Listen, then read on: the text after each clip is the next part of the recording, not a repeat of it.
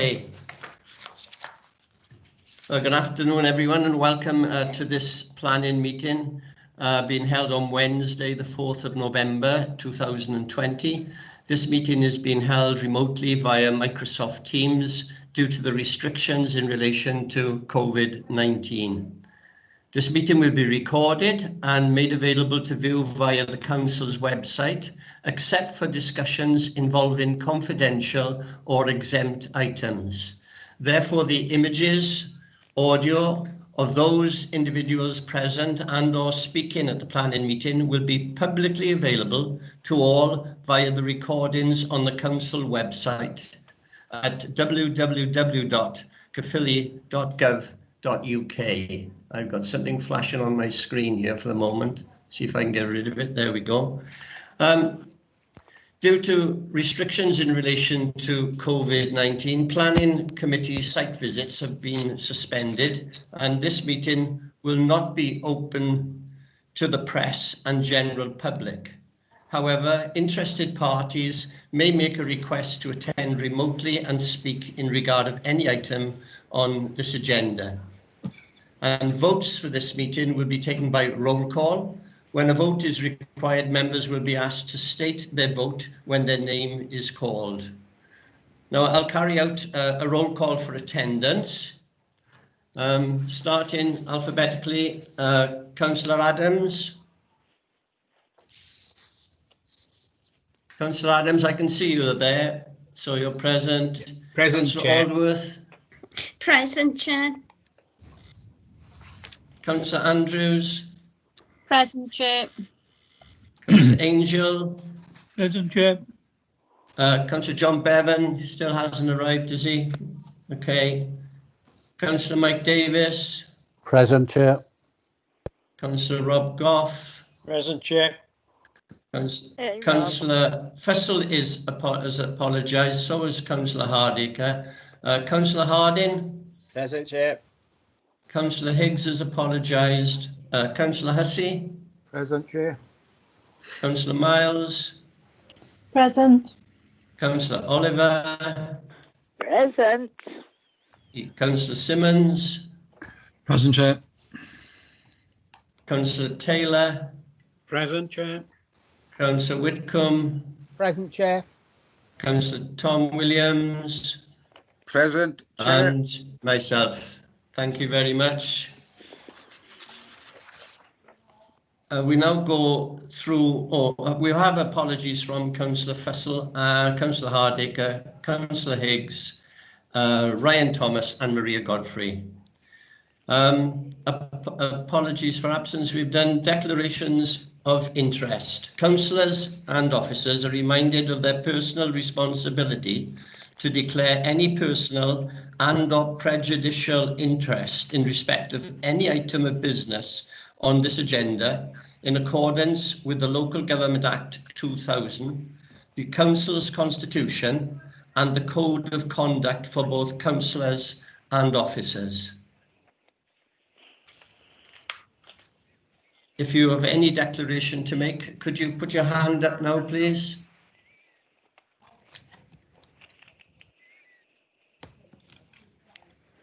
Right, I'm going to remove my feedback. There's no sorry. It's me again. I won't put my hand up because you can't see me. I'm on the telephone. So you've got a declaration of interest? No. Okay. Thank you. So we now move on then to approve the minutes and sign the minutes of the last meeting. That's pages 1 to page 8 on the agenda. So if I go through them one page at a time for accuracy, page 1, page 2, page 3, page 4, and page 5. All those in favour, if there are no comments to make in terms of accuracy? Move, Chair. Can you just show your hands, please? Okay, thank you. That's accepted. Right, we now go on to agenda item 3. That's the Planning Committee, 7th of October. We've done that, sorry. Agenda item 4 now, which is code 200636, which is 17 High Street, Rumney, Tredegar. This is a change of use.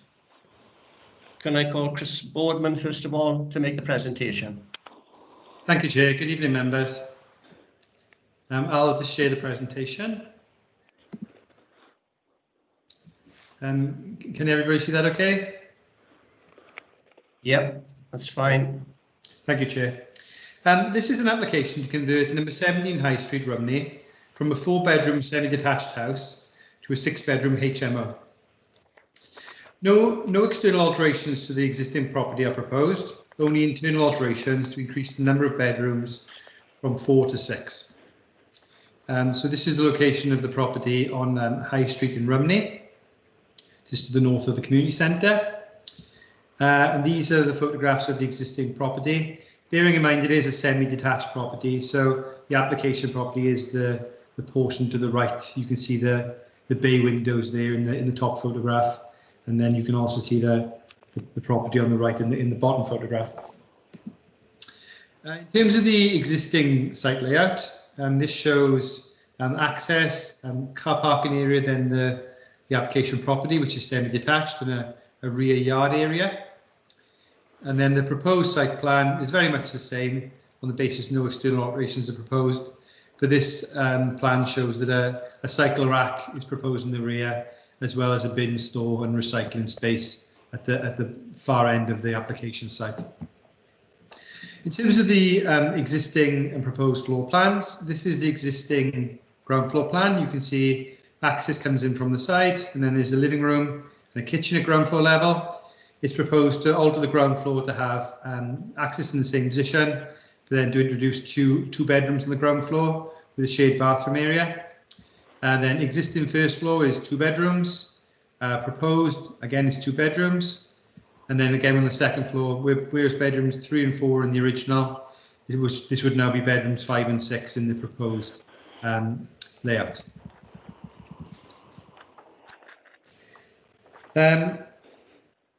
We consulted 16 neighbouring properties by way of letter. We erected a site notice near the application site, and the application was also advertised in the local press. In response to this consultation process, we received 51 letters of objection, and the types of objections received are summarised within the officer's report. It should be noted at this stage that issues relating to crime, antisocial behaviour, house prices, and the behaviour of future occupiers are not material planning considerations. In response to being consulted, the Highways Department have raised no objections subject to conditions relating to the parking area to the front of the property being formalised, as well as the provision of cycle storage within the rear garden of the application property. The Council's Design and Conservation Officer has raised objection to the proposal based on her concerns that the use as a HMO could have a detrimental impact on the character of the surrounding Rumney Conservation Area. And these concerns are based on a document produced by Welsh Government in 2017 titled Houses in Multiple Occupation. However, that document, produced by Welsh Government, was produced to relate to areas where there's a high concentration of HMOs, for example, in student areas in Cardiff, Swansea, for example, and that in such areas, high numbers of HMOs can result in damage to social cohesion, increased antisocial behaviour, etc. However, the research associated with this guidance identified a tipping point of 10%, a total of 10% HMOs within a residential area, and beyond this 10% tipping point, an adverse impact could occur. In the case of the application property and the application site, Rumney is nowhere near such a 10% concentration of HMOs, and council records indicate that there are only 5 HMOs in Rumney as a whole, and none within 100. Rumney's very small. Sorry, Councillor Gaynor? I said Rumney is a very, very small town compared to where you come from. Could we wait until the presentation is finished, please? Sorry. Sorry. So There's 5 HMOs in Rumney as a whole, and there are no HMOs within 100 metres of the application property. And on this basis, it would not be reasonable in planning terms to refuse the application on the grounds, on such grounds as highlighted in the document produced by Welsh Government, i.e. that we are nowhere near such a tipping point of 10%. The study also highlighted that HMOs make an important contribution to the provision of housing for those unable to buy or rent small accommodation. In terms of impact on amenity, the proposed use, which is residential, is compatible with surrounding uses and acceptable in this regard. Furthermore, based on the comments of the Highways Authority, the proposal is also acceptable in highway safety and parking terms. And on this basis, the application is considered to be acceptable in planning terms and recommended for approval subject to the conditions outlined in the officer's report. That completes my presentation. Thank you, Chair. Thank you, Mr. Boardman. We're now going to have Councillor Cuss to speak as an objector. Councillor Cuss, you have 5 minutes. I see there are hands up on the screen. Can you take your hand down at this stage if you don't have any specific questions to ask as yet? So, Councillor Cuss. Okay, thanks, Chair. Thanks to the Planning Committee for allowing me to speak on this item. I wish to object to this application for a change of use to a 6-bed style HMO. I have received strong representations and concerns from the community of Rumney, both Toyncarno and the Mariah Ward, and I wish for the Planning Committee to note the strength of feeling with this planning application. I have strong concerns over the amount of HMOs being proposed in such a small area. Traditional family properties seem to be disappearing, instead with a desire of single occupancy accommodation. I do accept that there needs to be, across the borough, single occupancy accommodation. I think Rumney has done its fair share in meeting this demand. However, we are concerned with the increase in this type of accommodation in such close proximity. As one resident said to me on the telephone recently, enough is enough. We have met with Gwent Police and council officers recently to discuss the ongoing issues in Rumney, some of which have come from this type of accommodation. We feel that this will add to the social issues currently being experienced by residents in the area. We feel the increase in HMOs will make an already challenged town centre into a more problematic one. The council seriously needs a strong and robust policy for HMOs, especially in small communities like mine, to ensure communities are not exposed to the overconcentration of HMOs, and that they are reputable management companies running these schemes to ensure they are run with very little issues to the surrounding area. I'm also told that there are more proposed in the future in the area, so I really think the council needs to seriously consider looking at their HMO policies. The High Street does have conservation status as stated in the report, and I feel the overconcentration of this type of development will have an impact on the conservation area. The council seriously needs to look at the High Street in Rumney and how the conservation area can be enhanced and protected, particularly against this type of application. I wish to put on record my support and agreement with the comments by the Conservation Officer of the Authority and the recommendation that the officer made in the report, and urge Planning Committee members to refuse the application on this basis, particularly the comments made by the officer which states that this application will strip the community of its special character or appearance, that the legislation states that local planning authorities are duty-bound to preserve or enhance. We all have a responsibility to do this. If we don't, then what is the point in having such legislation to protect our communities? In closing, members, I urge you to refuse the application. Thank you very much. Thank you, Councillor Cuss. I forgot to remind you that you had 5 minutes, but I did read your presentation beforehand and I knew it was well within the time. Thank you. Now we open the discussion to members. At the moment, I don't see any hands up at all. Councillor Whitcomb. Yes, Chair. You have your hand up. Yes, Chair. I echo the comments made by Councillor Cuss, because I am a little confused. The Conservation and Design Officer is quoting legislation suggesting that we should refuse the application because, as Councillor Cuss alluded to, at least two reasons, being the fact that the proposal is out of character with the centre of Rumney. I'd just like to ask Mr. Broadman if he could explain that a little bit further to me, because when I read the report on pages 8 and 9, I was thrown into confusion when I read then the recommendation from the planning officers at a later stage. Thank you, Chair. Okay. Councillor Chris Boardman, would you like to come back on that first? Answer the individual questions as and when they come from members. Okay. Thanks very much. Yeah, in terms of the comments of the Design and Conservation Officer, what she was quoting was guidance which has been produced by Welsh Government as opposed to legislation, and that guidance was based on areas where there is a high percentage of HMOs. Now, areas which traditionally have got a high percentage of HMOs are predominantly student accommodation areas, for example, parts of Swansea, Cardiff, Treforest. And having lived in those areas myself when I was a student, I can understand that there can be cases where there is, a high concentration of such properties in an area. But the tipping point identified in that guidance is where there's a 10% concentration or more of HMOs in an area.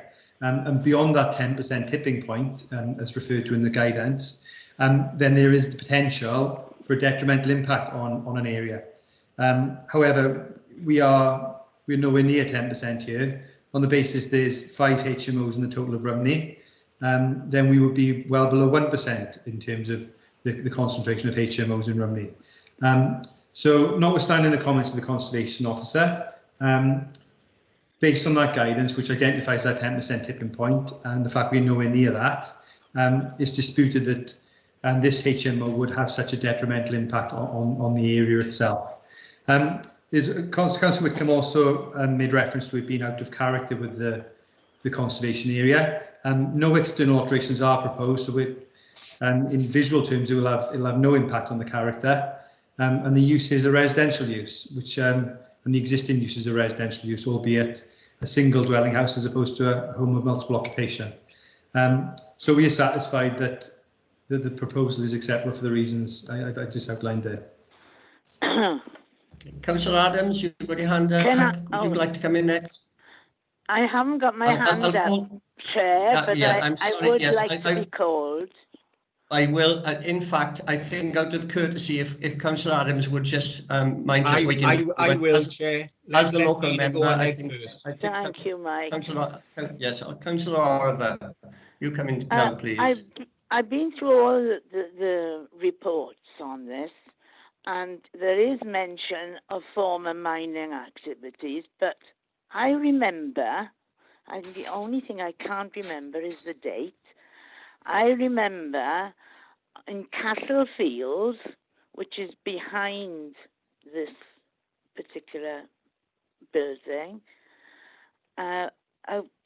there is reasonably new estate, Castlefields, and the bungalow at the end near the park gates had a huge hole dropped into it. It dropped into a huge hole because there were mining activities.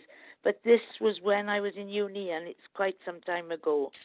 But I do remember that happening, and there's no mention of that in this engineering report.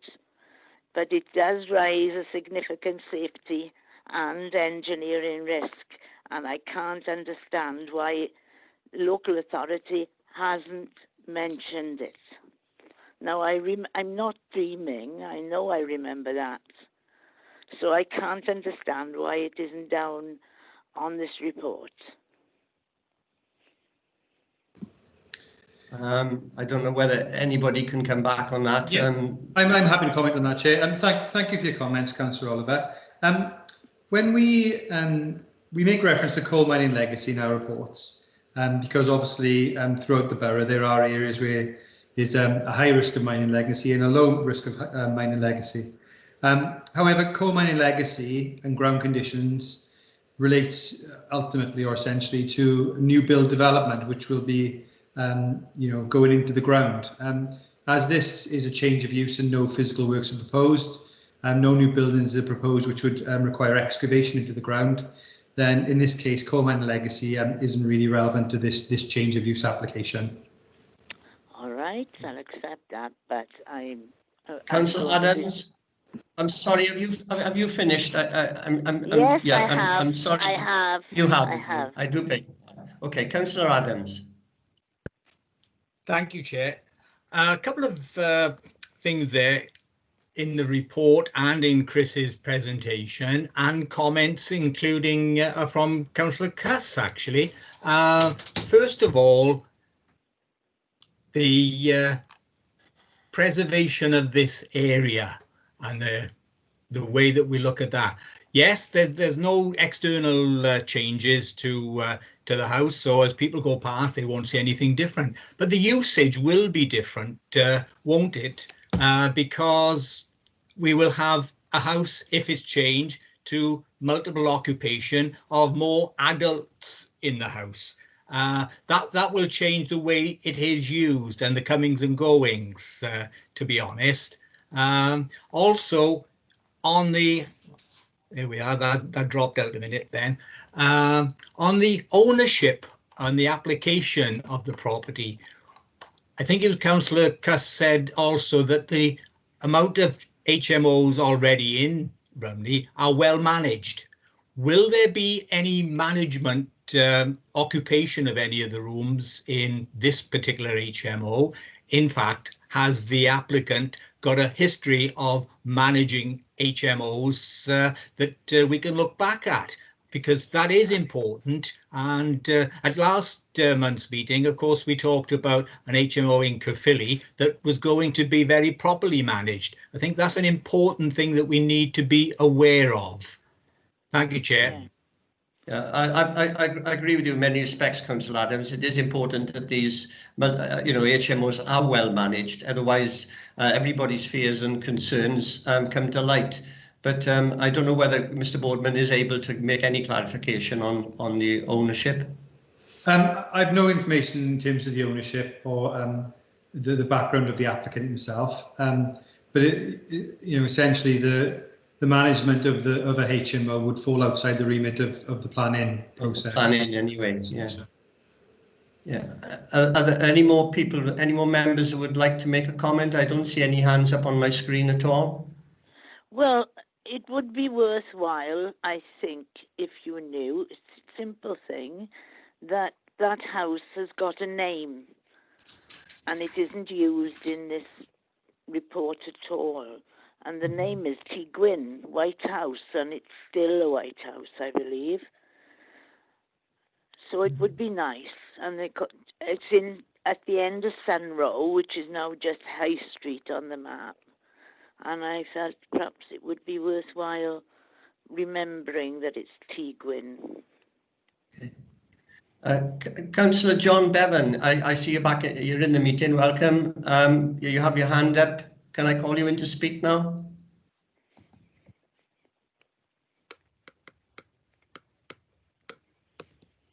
You are there, John? Are you?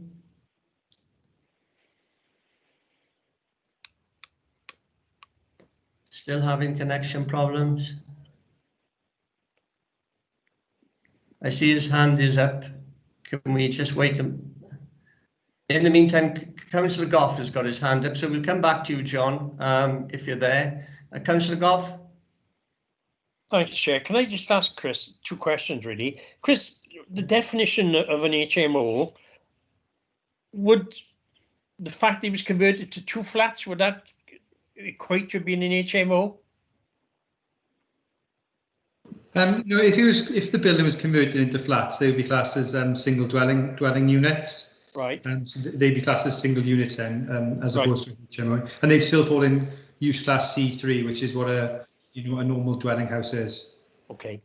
Secondly, if I owned that house as a private individual, and I wanted to carry out internal alterations to make it 6-bedroom instead of 4, would I need planning permission? No, you wouldn't need planning permission for internal alterations. It's only the fact then that this is becoming an HMO requires a change of use.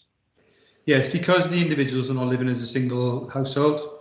whereas a single household is classed as up to six individuals living as a single household.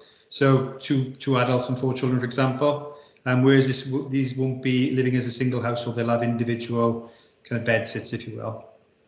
But that could be a mother and father and 4 adult children, couldn't it? Could mine didn't leave the house till they were in their 30s. Well, yeah, it could be. Okay, cheers. Okay. Now, Councillor Bevan is with us again. He's got his hand up. Let's hope he can join the meeting. Councillor Bevan?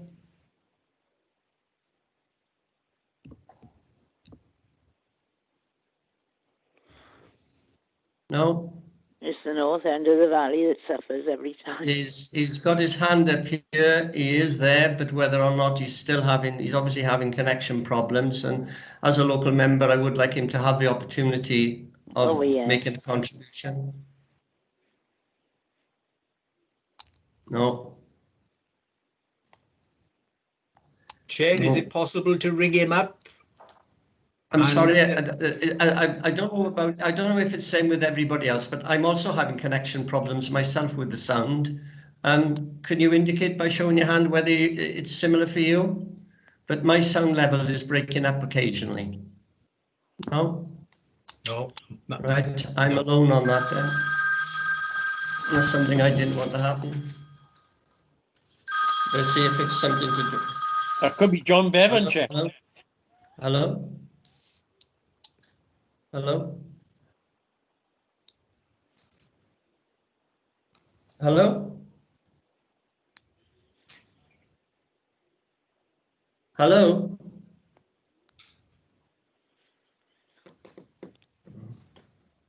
Further connection problems. Sorry. No, John is still there. Still not being able to make contact. Right, then if John is unfortunately not able to make contact, Councillor Miles, you've got your hand up.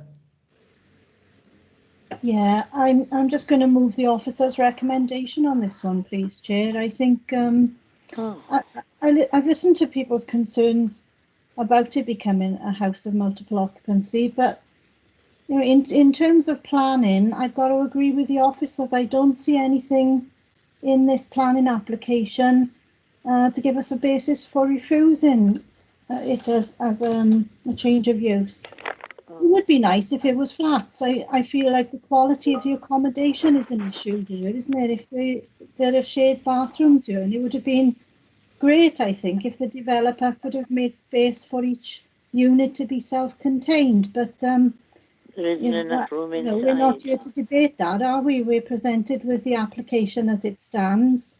And as I said, I can't see any reason for us as a planning committee to turn this down, unfortunately. So I'm going to move officer's recommendation, please. Okay, I'm having some difficulty with my screen at the moment. I'm still in contact with everybody. John Bevan's there, no, Chair. I'm sorry. It looks like John Bevan was there, and Anne Pecky's trying to claim. I see.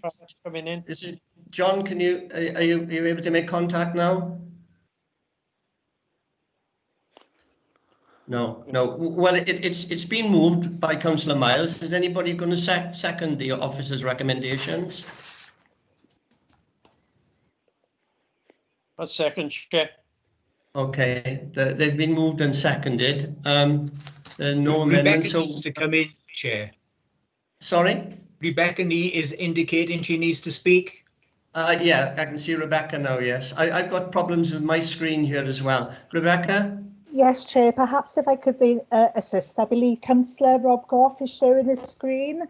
So if we could ask Councillor Goff, if he looks at his floating toolbar at top of his screen, he'll see a little square icon with an arrow on it. If we could ask him just to click that box to unshare his screen. I got a box there, Becky. With is Yeah, that the one? That's it, Councillor Goff. So Got Councillor it. Thank Goff you very has much. caused Thank you, this Chair. breakdown. Well done, Rob. No, my Okay, screen went up like Roy's just now. I just went out there to come back in. Right. Okay, and John Bevan's hand has come back up again. So just for a moment, see if we can get him into this meeting. Councillor Bevan, are you there? No. Okay, so would the it be, recommend. an option for Councillor Bevan to possibly type his question into the conversation toolbar on the right-hand side if he's unable to speak? Well, I don't know whether he can even hear us, to be honest. So I don't know whether Rebecca can make contact with him. Yes, Chair. I believe officers are with Councillor Bevan now. So if you bear with us 1 second, we'll see if we can try and get him to put his question onto the screen. Thank you. Okay.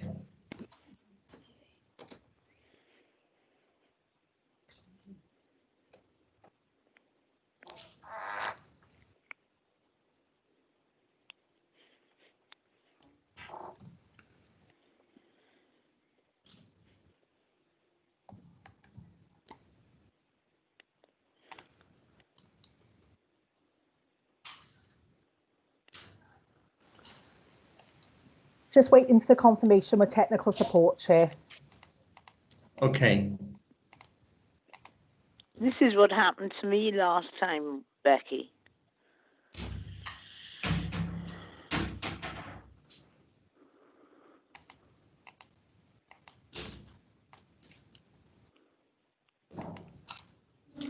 We've all got to be patient, I suppose, at this time, haven't we? Yes, yes.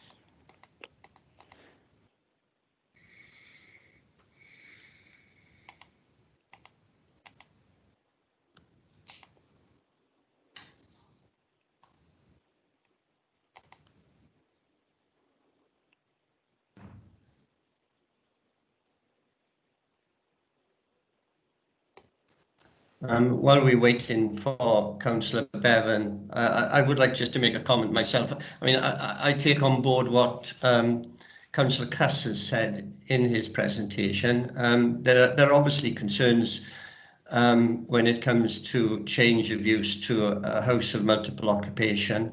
Everybody fears the worst, but we are aware that within the borough we've got numerous houses of multiple occupation which are very well managed and provide us with what we really need at the moment, because we are desperately short of flats, single bedroom flats and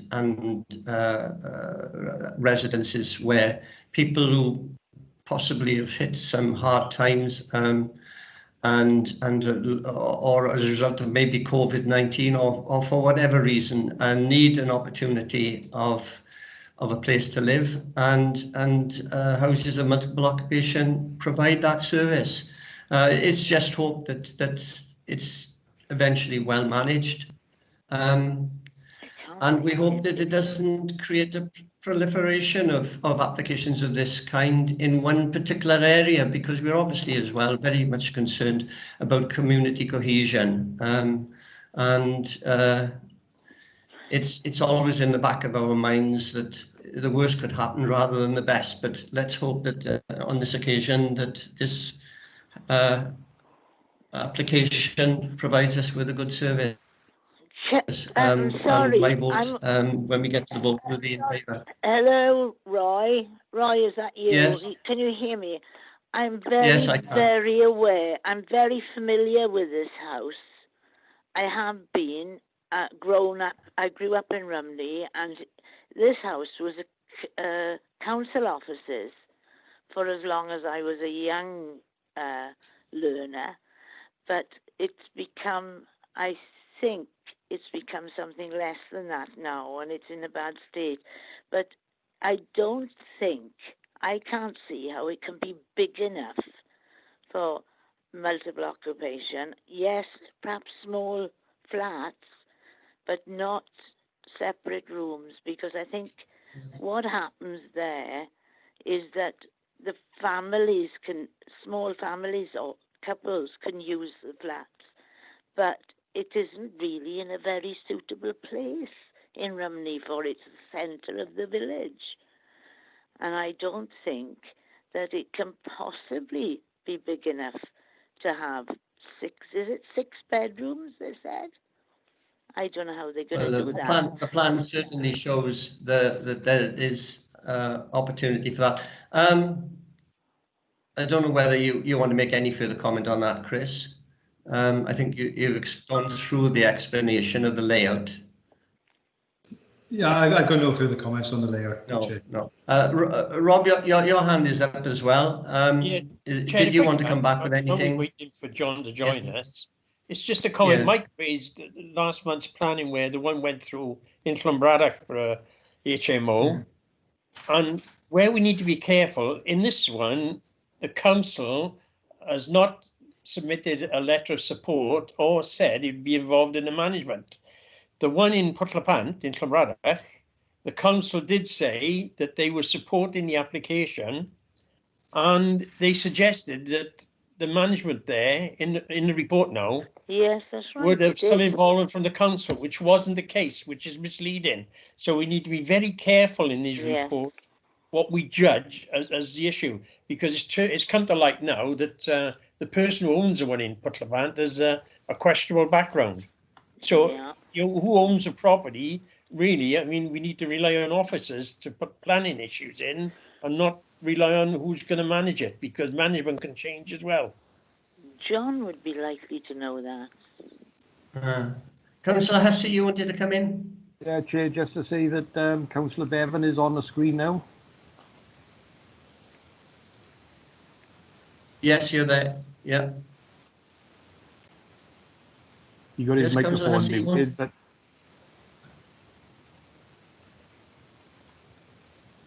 I don't know what's happening at all, Councillor Hussey.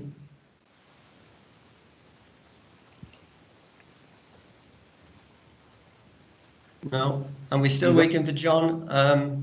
I think at this stage, I don't know whether we're going to get a connection, Rebecca.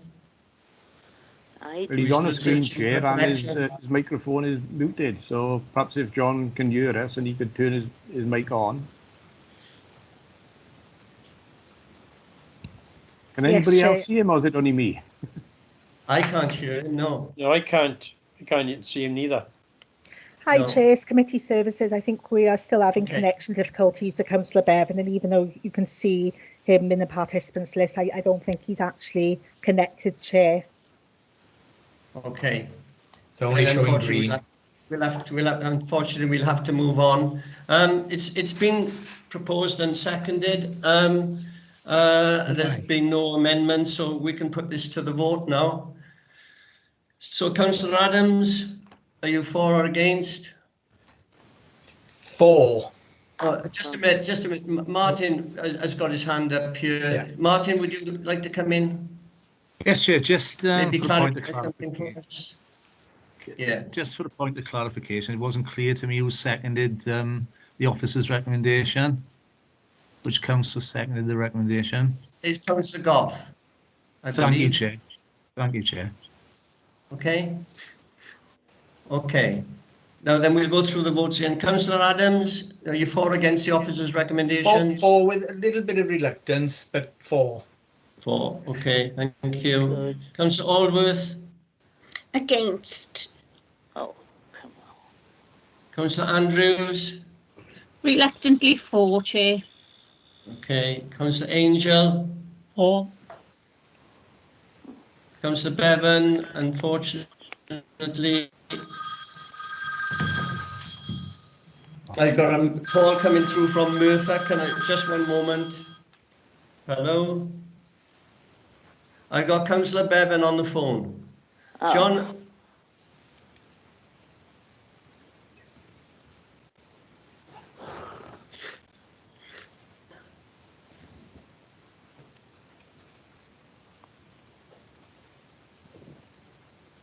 Well, unfortunately, I'll check, John. What I'll do, I'll check with the legal officer on this now and see what comes of it. Okay. Okay. Okay.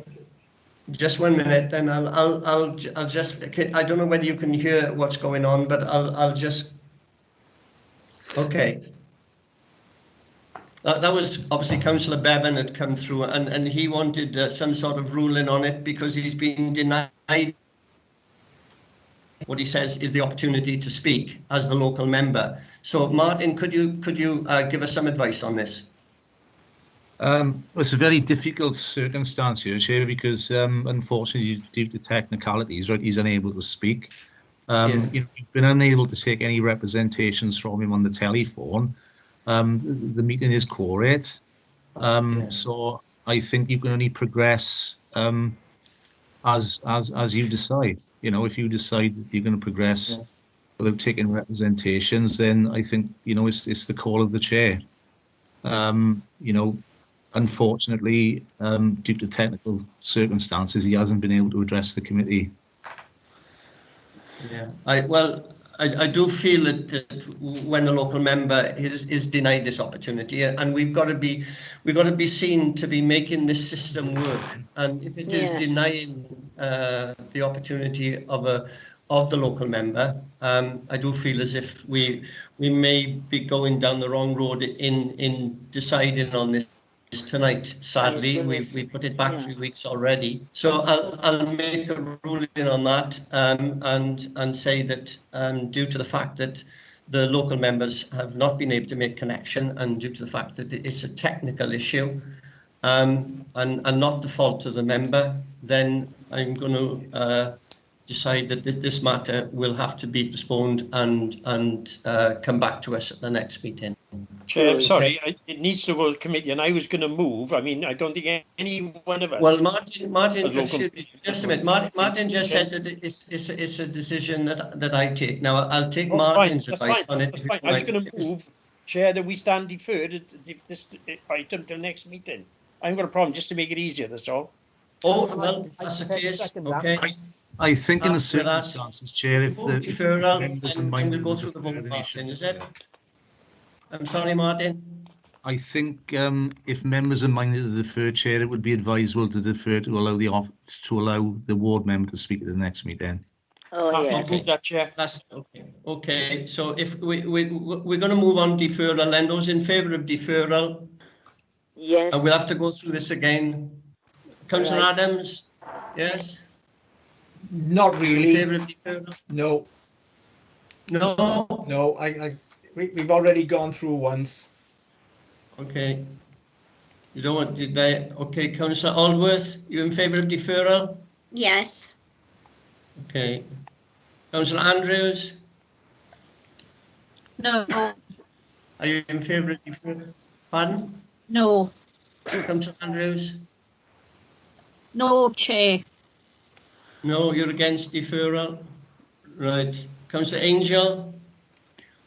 For deferral, Chair. For deferral. Councillor Bevan? Not sure. Councillor Mike Davis? No, Chair, because we've already gone into the voting system. Councillor Goff? For deferment, Chair.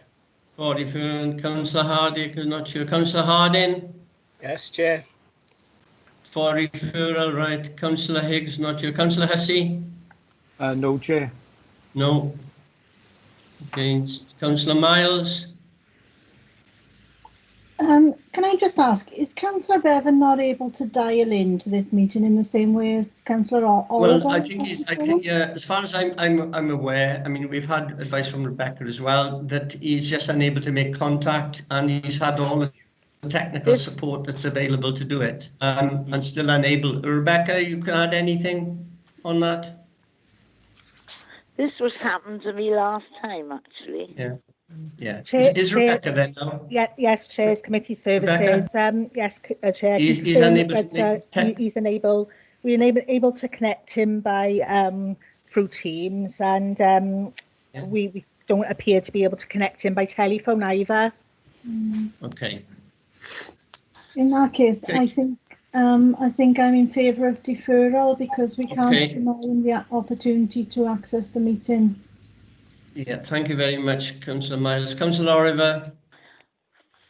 For deferral. Are you in favour of deferral? Councillor Oliver? For deferral. For deferral, okay. I'm in favour of deferral as well. Councillor Simmons? For, Chair. For deferral, right. Councillor Taylor? Against. Against. Councillor Whitcomb? Against. Against. And Chair Councillor Tom Martin's got his Williams? hand up, trying to speak to you. For deferral. Okay. Okay, for deferral. Yes, Martin? Martin? It was left up in error. Sorry, Chair. I should have done it last time. Okay, so I've got 9 votes for deferral, sorry, and 1, 2, 3, 4, 5, 6, 7 against. So the matter will be deferred to the next meeting. Okay, thank you very much. We'll move now on to the next item, which is agenda item 5. This is 200071, change of use, the rolling mill in at 88 Commercial Street, Pontymister. And the officer, Elizabeth Rowley, is going to speak to this. Elizabeth? Thank you, Chair. Good evening, members. Can you hear me? I can. Yeah. Hopefully the presentation is loaded. Can you confirm that, please, Chair? Yes. Okay, right. So It's loaded. we can start then. Bear with me. Okay. So this is an application to convert the ground floor element of the vacant Rolling Mill pub in Commercial Street, Pontymister. So this is a change of use of the ground floor of the former pub to two bedroom flats. So as you can see, the vacant pub, it's on Commercial Street on the northern side, with Maryland Road to the west up here, and then Llanarth Road to the east down here. So here's the current appearance of the building. As you can see, it's run down, unattractive, and in a prominent position at the southern end of the town centre. So currently the ground floor is boarded up. So here are the existing and proposed floor plans. So we'll deal with the existing ground floor plan first. This area here, this was previously used as the bar area. And then the cellar here, then obviously was ancillary to that to function the pub. I'll explain this area a bit more in the next few slides. So here are the existing elevations. So this is the front here, and then,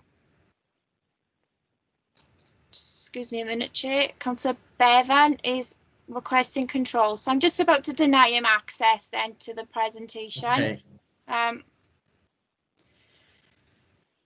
So here are the existing elevations. Let's go back to the front again, the front of the building, which faces onto Commercial Street. So obviously the bus stop was in this location, and then the cellar is located to the right-hand side of the building. So would be facing onto Llanarth Square. So in terms of the proposed ground floor, the conversion will be solely limited to the former bar area.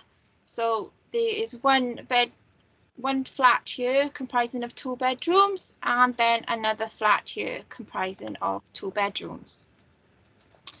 So this area here, which is currently a cellar, as shown on the inset detail here, this area would be removed to provide 2 off-street car parking spaces.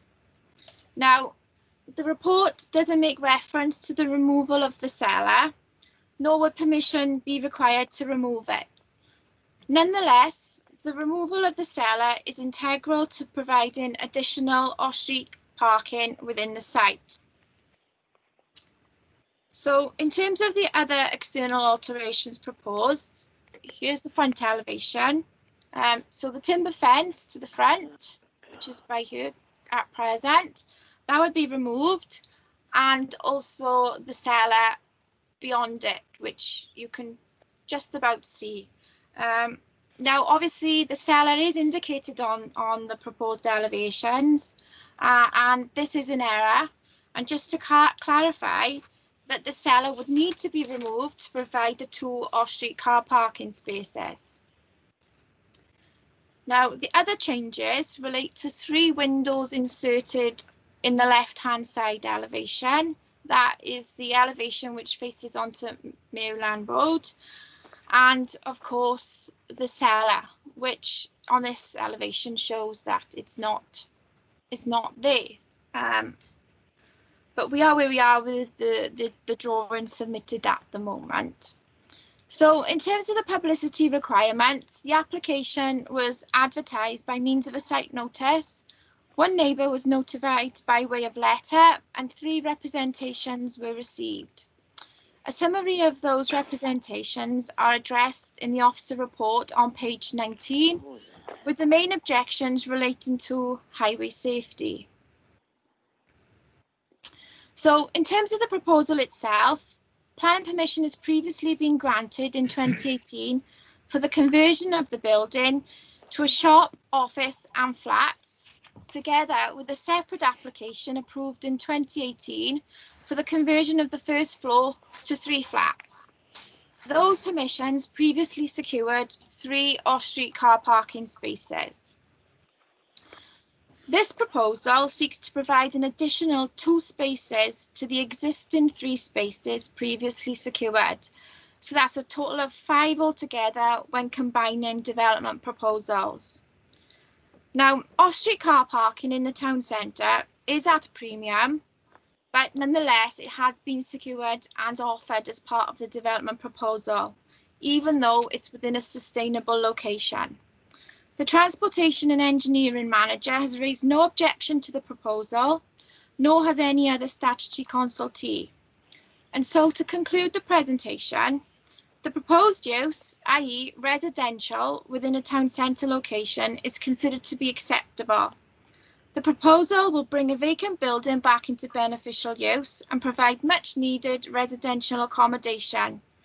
The development will contribute to the social and economic function of Risca-Pontymister Town Centre in terms of vitality, vibrancy and footfall. And finally, the proposal will significantly improve the visual amenity of the southern end of the town centre once the building is converted. It is therefore recommended. Thank you, Elizabeth. Okay. It is therefore recommended, Chair, to approve the application subject to the conditions suggested in the officer report, but to amend condition 2, which refers to the approved plans, to omit the proposed elevations because the cellar is still shown on those elevation drawings, and to add an additional condition requiring revised elevation details of the proposed building to ensure that off-street car parking is secured accordingly. Chair, that concludes my presentation now. Okay, thank you very much, Elizabeth. We've got one written presentation, which is going to be read out by Mr. Woodland. This has come from one of the local residents, Sally Davis. This is an objection. Mr. Woodland, would you like to read out that for us, please? Yes, thank you, Chair. It's actually from Community Councillor Sally Davis. It was sent to Rebecca Barrett on the 2nd of November at 12:08, subject Rolling Mill, Pontymister. Good morning. I've been given your email from Ross Whiting in regards to the planning application for the Rolling Mill. I live on behalf of the Lanark Square. I have a few issues we would like to bring up to the committee at Wednesday's meeting. First, at the bottom of page 20 and the top of page 22, I think she's referring to the report here, Chair. It states that approved parking has been made for 3 cars. Can you tell us where this parking is? If it's opposite by the branch club, there are already residents who park their cars there, and the dray delivers to the branch in a big lorry. Full stop. The vet customers park there too. We still don't understand how off-street parking at the mill is not dangerous. As you turn into Lanarth Square from the main road, the off-street parking cars will be coming out. Blind spot, full stop. There's also a resident who's a child minor who walks her children from school every day, and coming around that corner will be very dangerous for her and her minded children, full stop. We have also heard that the COVID volunteers will be based at the mill, but this is not on the plans. This will also cause problems with parking. We understand that the rolling mill needs to developed after all many years of neglect, but we really need these issues to be dealt with first. Yours, Councillor Sally Davis, and that concludes representations made, Chair, on behalf of Community Councillor Sally Davis. Thank you. I forgot, I didn't see her title here. I'm sorry about that. Okay, Elizabeth, would you like to respond to any of those points? Yes, Chair. Basically, just one moment, Elizabeth. If I could just interrupt you for a moment. I'm not sure whether or not the applicant wishes to speak. I know he's in attendance, and normally we allow the applicant to speak, and then you come in and answer afterwards. So does the applicant wish to speak or not? Rebecca? Have you had notification that the applicant wishes to speak? Yes, Chair, Mr. Jenkins is in attendance. I don't know if he can hear us. Possibly, Mr. Jenkins, if you could turn on your microphone and confirm, please.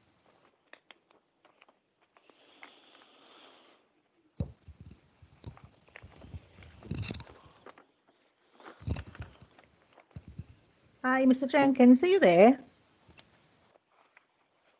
His name is still up on the list here. I see it at the top of the list, and his microphone is now open. Yes, okay. it's on now, Chair. Okay. Yes, just a small, just one point is that the Rolling Mill pub already has planning approval for 3 apartments above, 1 apartment on the ground floor, and a commercial unit and office on the ground floor. So this is an application to increase from 1 to 2 apartments on the ground floor as opposed to a commercial unit on the ground floor. So they've already been, there's already history where planning has been approved for the first floor and the ground floor. Thank you. Okay, thank you, Mr. Jenkins. I was going to limit you to 5 minutes. You've only taken half a minute, so that's great. Okay, thanks very much. Okay, Elizabeth, would you like to come back? Yeah, in terms of the queries raised by Mrs. Davis, then the community councillor, obviously the proposed floor plans indicate quite clearly where parking provision is being provided. Now, what's probably not as clear is the fact that 5 off-street car parking spaces are proposed, but the previous permissions only secured 3 off-street car parking spaces, because obviously the seller, which I referred to in my presentation, that was still formed part of the development scheme. Now, obviously, to accommodate the Mr. Jenkins, I just had a message from yeah, could you turn your camera off, Mr. Jenkins, please?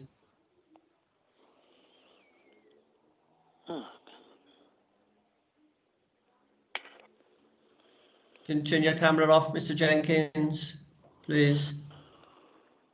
It's at the top of your screen. That's it. Okay, thank you. Okay. Sorry, Elizabeth. No problem, Chair. I just refreshed that. So basically, the proposed ground floor layout indicates 5 off-street car parking spaces. The previous permissions on the site secured 3 off-street car parking spaces. Now, notwithstanding those previous permissions, the seller that's there at the moment, obviously that was staying as part of the previous development proposals. But in order to accommodate additional off-street parking, which I must stress that given the town centre location, it isn't required really. So we are seeking a significant betterment here in terms of off-street parking because the proposal is providing 2 off-street car parking spaces, 1 to serve each flat. So when you do have a look at the proposed floor plans, it shows 5 off-street car parking spaces, 3 for the previous development proposed and approved, and 2 for this development. The transportation and engineering manager hasn't raised any objection based on the lawful use of the building, because the pub has never had any parking, and now obviously this development, together with the previous developments approved, they would secure 5 off-street car parking spaces in a town centre location where off-street parking is at a premium already. And given that the use of the public house, obviously that's far more intense than 2 residential units of accommodation, and on that basis no objection has been raised by the transportation and engineering manager.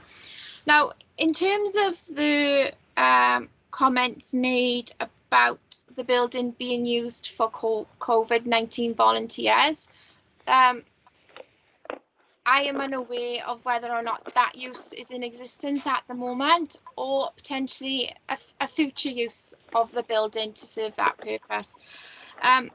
But having regard to the previous consents on the site for commercial and office at ground floor, even if that building was used as a temporary facility to support COVID-19 volunteers and the local community through this pandemic, I don't think that would be an issue in itself in terms of parking requirements either. But that is hearsay at the moment, so I can't really provide any additional comments in respect of a future use of the building. We can only discuss the merits of this application for which we're here tonight for, Chair. Okay, thank you, Elizabeth. Councillor Andrew Whitcomb. Thank you, Chair. I've got one question for Liz, and depending on the answer, can I come back? This is definitely not a house in multiple occupation. These are 5 separate flats. The proposal that we are solely looking at here, Councillor Whitcomb, is the ground floor element. So whilst residential units of accommodation, that is 3 flats, have previously been approved at first floor, we are only looking at the ground floor element of this building and the change of use of the ground floor element. So in respect of this application, the proposal is providing 2 2-bedroom flats. Thank you, Elizabeth. Rather like Councillor Oliver, I know this building very well, and I enjoyed its hospitality in my teens when I lived in Risca. And I know exactly the benefit of members where the cellar that Elizabeth Rowley's referring to is on the corner of the building. Having that prior experience of the building and knowing the locale, I'm prepared to move the officer's report. Ah, right. Okay, I don't see any further answer. Anybody wish to second, Councillor Whitcomb? I'll second that, Chair. My hand is up, Chair. Councillor Adams. Oh, yeah, thank you. Yes, I see your hand. Thank you, Mike. Would you like to come in? Just a quick question for Liz, and it's on the advertisement. It says that the application was advertised by means of a site notice and 1 neighbour was notified by way of a letter. And then in the summary of observations, it says there has been no communication with the community of Lanarth Square. So I take it that the 1 letter that was sent out was to in the road of the rolling mill, and then we had a number of site notices around on the lampposts as usual. Okay. Yes, Liz, yeah. Elizabeth.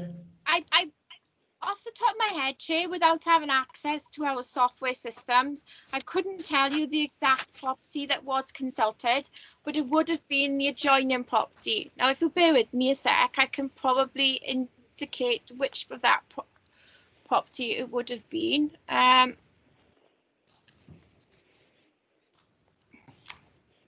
So it would have been but I cannot guarantee this, but it would have been the adjoining occupier of Blenarth Square. But obviously I cannot guarantee that, but there would have been one letter sent to the adjoining occupier of the building. Right. So your query answered. I'm looking at the plan now, and I've blown it up a bit so I can see where that's almost certainly you're right. Thanks. Okay. Yeah. You're satisfied with the response then, Councillor Adams? Yeah. Yes. Yes. There's no other hand up to speak. It's been moved and it's been seconded. I think Councillor Hussey seconded it after it was moved by Councillor Whitcomb. So if there's no other queries, we'll go to the vote on this. So can we start? It's for or against with certain conditions. You say additional conditions, Elizabeth? Yes. Do you want me to just remind us of the conditions? Yes. Yeah. So basically, condition 2 refers to the approved plans, and we would like to omit the proposed elevation from that approved plan as condition 2 because the cellar is still shown, and to add an additional condition requiring revised elevation details of the proposed building to ensure off-street car parking is secured accordingly. So remove one condition, one plan from condition 2, and then we will add another condition to the permission if members are mindful to approve in order to ensure that off-street car parking is proposed and for those details of the revised elevations to be submitted accordingly. Okay, and I take it that the proposer and seconder want to include those conditions. So could we go to the vote? Councillor Adams? For, Chair. Okay, thank you. Councillor Aldworth? For, Chair. Councillor Andrews? For, Chair. Councillor Angel? For, Chair. I don't think that John Bevan is with us as yet, although I did see his name flash on the screen again. Councillor Davis? For. Thank you. Councillor Goff? For. Councillor Harding? For. Councillor Hussey? Who seconded it? For. Yeah. Councillor Miles? For. Councillor Oliver? For. Councillor Simmons? For, Chair, subject to conditions, yes. Councillor Taylor? For, Chair. Councillor Whitcomb? For. And Councillor Tom Williams? For. And myself for. That makes the vote unanimous. Thank you for that, ladies and gentlemen. I'm going to wish you a good evening and hope that the next one when we meet will be slightly less complicated in terms of connections, and we will be able to get through the agenda far more easily. Thank you for your attention and patience.